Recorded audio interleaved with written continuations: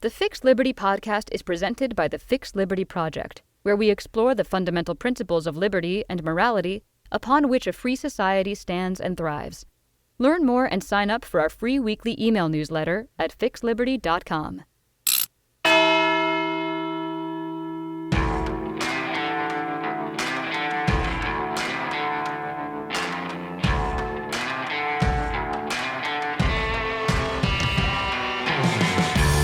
Hello and welcome to the Fix Liberty Podcast. Today is August 26th, 2023. I'm your host, Ross Brown. Thank you so much for joining me here on the show today. Well, it's been a while since I have released a new podcast episode. I hope you are doing well and that you're having a very enjoyable summer. By most accounts, my 2023 summer has been busy and routine, and it has been mostly good. Like other years, I took a guy's fishing trip to a place called Tinker's Places in Nestor Falls, Ontario in June. Other things I've been up to, my family and I explored numerous state and county parks this summer. We hosted an Independence Day party at my house on the 4th of July. My wife and I have dined out throughout the greater Madison, Wisconsin area. And just got back actually last week from another trip to Tinker's Places in Nestor Falls with my wife and kids for a second fishing trip up to Canada. That was a lot of fun. And my research at the Fix Liberty Project has continued as I read and am now extracting my research notes from The Road to Serfdom by Friedrich Hayek. One aspect of my summer this year was highly unusual, however. Canadian wildfires caused major air quality problems in Madison, Wisconsin. Now, I've lived here basically my entire life, and never in my 38 years have I witnessed anything like that here in my hometown. The haze was particularly terrible in late June. And it was so bad that a lot of people actually stayed indoors during that time. But I don't know, I was curious. I wanted to document the event. So my wife and I ventured out to a place called Picnic Point on Lake Mendota here in the Madison area in the evening of June 28th, 2023 to capture the moment. Located just 2 miles away from Wisconsin's Capitol building, Picnic Point usually offers an iconic view of downtown Madison's skyline as set upon the beautiful shores of Lake Mendota. But on June 28th, Madison's air pollution in late June was so dense that you could barely make out the Capitol building. When I arrived at Picnic Point that evening, I knew that the Capitol was visible, and I knew where to look for it. But it still took me a minute, literally, to actually find the Capitol building through the smoky atmosphere.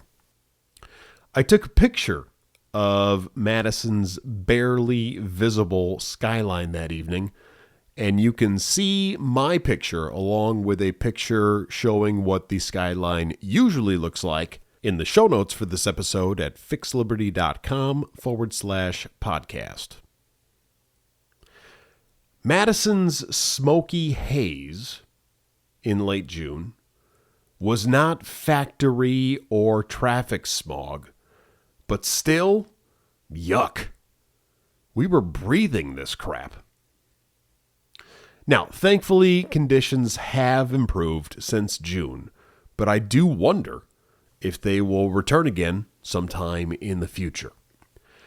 For better or worse, the air quality hazards of this summer have offered opportunities to discuss the environment in the context of liberty. A sophomoric understanding of individual liberty or free enterprise might conclude that heavy pollution is the inevitable result of either. And to be sure, there is some superficial merit in such conclusions. After all, we humans, by our very nature, do, on average, desire to reap benefits and shun costs to the full extent possible. Therefore, if an individual or an organization can capture benefits without incurring costs, they will both tend to do so. Just consider two classic examples. One, a smoker satisfies his craving for nicotine without compensating those who intake his secondhand smoke. Or two, a company dumps its waste into a river without compensating those who live downstream or otherwise utilize the clean river water. In economics, we describe these problems as externalities. Those who incur the costs of the actions are external to those who reap the benefits.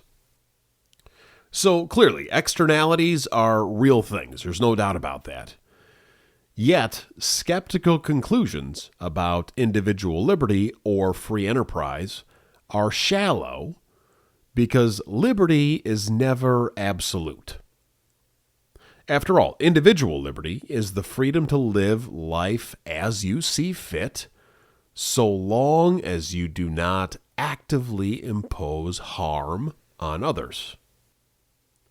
And free enterprise is, among other things, the freedom to pursue privatized profits while simultaneously incurring privatized costs. And critically, individual liberty and free enterprise are always properly accompanied by systems of government to mitigate and account for externalities. I'm not making this up. Let's look back in history. In his book, The Wealth of Nations, classically liberal economist Adam Smith identifies three proper roles for government. First, Smith identifies that governments are to protect, quote, the society from violence and invasion of other independent societies, unquote. Second, Smith says that governments are to protect, quote, as far as possible, every member of the society from the injustice or oppression of every other member of it, unquote, and to administer justice when failures like externalities occur. And third, Smith identifies that governments are to erect and maintain, quote, certain public works and certain public institutions which it can never be for the interest of any individual or small number of individuals to erect or maintain, because the profit could never repay the expense to any individual or small number of individuals, though it may frequently do much more than repay it to a great society, unquote. Clearly, then, reasonable legal restrictions on individual liberty and free enterprise, which promote a generally clean environment, are consistent with classically liberal thought. What constitutes the reasonableness of legal restrictions is a matter of some difficulty, however. As classically liberal thinkers Milton and Rose Friedman identify in their book Free to Choose, quote, a major problem in achieving and preserving a free society is precisely how to assure that coercive powers granted to government in order to preserve freedom are limited to that function and are kept from becoming a threat to freedom, unquote. The Friedmans dive into an analysis of Smith's third function of government where governments are to erect and maintain certain public works and certain public institutions, saying that, quote, Adam Smith's third duty of government raises the most troublesome issues. He, Smith, himself regarded it as having a narrow application. It has since been used to justify an extremely wide range of government activities. Almost everything we do has some third-party effects, however small and however remote. In consequence, Adam Smith's third duty may, at first blush, appear to justify almost any proposed government measure. But there is a fallacy. Government measures also have third-party effects. If it is difficult for private parties to identify who imposes costs or benefits on whom, it is difficult for governments to do so. As a result, a government attempt to rectify the situation may very well end up making matters worse rather than better, imposing costs on innocent third parties or conferring benefits on lucky bystanders. Nonetheless, third-party effects of private actions do occur that are sufficiently important to justify government action. The lesson to be drawn from the misuse of Smith's third duty is not that government intervention is never justified, but rather that the burden of proof should be on its proponents. We should develop the practice of examining both the benefits and the costs of proposed government interventions and require a very clear balance of benefits over costs before adopting them, unquote.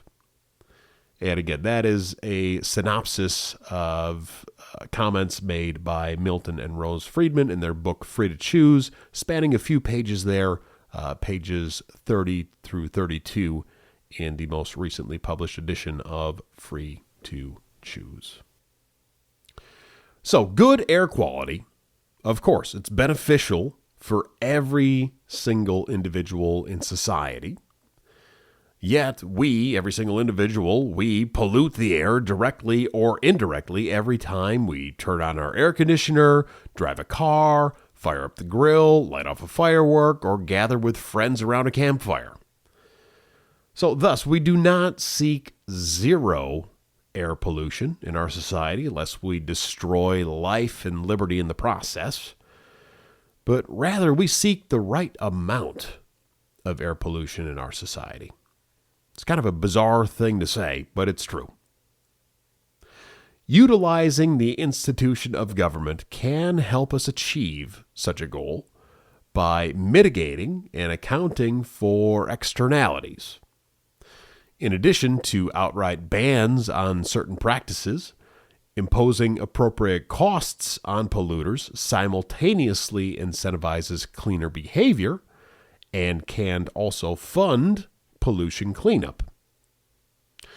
We the people are wise to use the institution of government sparingly, but the haze of my 2023 summer reminds us that government intervention is appropriate in some circumstances. And we can breathe easily, knowing that such proper intervention is also consistent with classically liberal principles. Thanks for tuning in to this episode of the Fixed Liberty Podcast. I'll see you next time.